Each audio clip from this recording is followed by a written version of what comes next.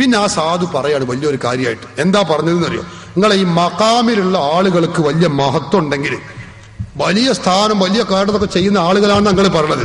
എന്നാ നിങ്ങൾക്ക് അറിയണോ, മഞ്ഞക്കുളം മഖാമില് കള്ളം കയറിയിട്ട് ഭണ്ഡാരം പൊളിച്ചു.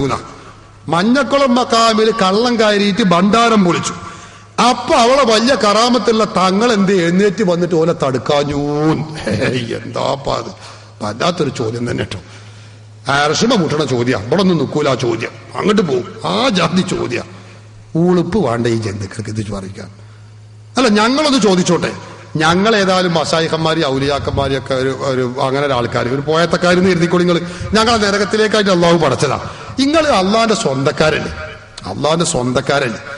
ഞങ്ങൾ നിങ്ങളെ പറ്റി എന്തെല്ലാം പറയുന്നുണ്ട് തരും. ഈ ജാതി വർത്താനൊക്കെ ഞാൻ പറഞ്ഞല്ലോ. നിങ്ങൾക്ക് അള്ളാഹിനോട് ഒന്നാണ് പറഞ്ഞൂടെ? എന്ത് പടച്ചോനെ തമ്പുരാൻ, ഈ സക്കാഫിമാരെ നശിപ്പിക്കണേ റബ്ബേ എന്ന് പറഞ്ഞാൽ ഞങ്ങളെ പണി തീരൂലേ? എന്ത് നിങ്ങൾ പറയാത്തത്? എന്താ നിങ്ങൾ പറഞ്ഞിട്ട് നിങ്ങൾ പറയുന്നുണ്ടല്ലോ, എന്താ ഞങ്ങൾ നശിക്കാത്തത്? ഒന്ന് പറഞ്ഞാണ്. നിങ്ങളൊന്ന് പറയും. നിങ്ങൾ അള്ളാന്റെ സ്വന്തക്കാരല്ലേ? ഞാൻ ചോദിക്കട്ടെ, ഡിസംബർ 6 അയോധ്യയിലെ ബാബരി മസ്ജിദിന്റെ താഴികക്കുടത്തിന്റെ മുകളിൽ കയറി ഈ രാജ്യത്തെ ഫാസിസ്റ്റ് ശക്തികൾ അല്ലാഹു സുബ്ഹാനഹു വ തആലയുടെ സ്വന്തം ഭവനം, പള്ളിയുടെ മുഴുവൻ താഴികക്കുടകളും അടിച്ച് നിരപ്പാക്കി ബാബരി മസ്ജിദ് പൊളിച്ച് തകർത്തില്ലേ? അത് മഹാന്മാരെ മക്ബറല്ലല്ലോ, അത് അള്ളാന്റെ പള്ളിയല്ലേ. എന്തേ അള്ളാഹ്ക്കൊന്നും ചെയ്യാൻ കഴിഞ്ഞില്ലേ? എന്ന് പറഞ്ഞാൽ നിങ്ങൾ, ഞങ്ങൾക്ക് അറിയാൻ താല്പര്യമുണ്ട്. അപ്പൊ എന്തേ അള്ളാഹ്ക്ക് നീച്ചു വരാൻ കഴിഞ്ഞില്ലേ? അള്ളാഹ്ക്കൊരു കഴിവില്ലേ?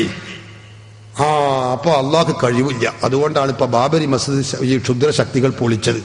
അള്ളാന്റെ സ്വന്തം പള്ളിയാണല്ലോ, സ്വന്തം ഭവനാണല്ലോ. അള്ളാന്റെ വീടിന് ആ പള്ളിയെ കുറിച്ച് നമ്മൾ പറയരുത്. ബാബരി മസ്ജിദ് അള്ളാന്റെ സ്വന്തം പള്ളിയാണ്, സ്വന്തം ഭവനമാണ്, വീടാണ്. സ്വന്തം വീട് പൊളിക്കുമ്പോൾ ആരെങ്കിലും കയ്യും കെട്ടി നോക്കി നിൽക്കൂ?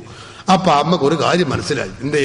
അള്ളാഹു തന്റെ സ്വന്തം ഭവനം ഈ രാജ്യത്തെ ഫാസിസ്റ്റ് ശക്തികൾ അടിച്ച് തകർത്തി നിരപ്പാക്കിയപ്പോ അള്ളാഹ്ക്ക് ഒന്നും ചെയ്യാൻ കഴിഞ്ഞില്ല. അപ്പൊ നമുക്ക് മനസ്സിലായി അള്ളാഹ്ക്ക് ഒരു കഴിവില്ല.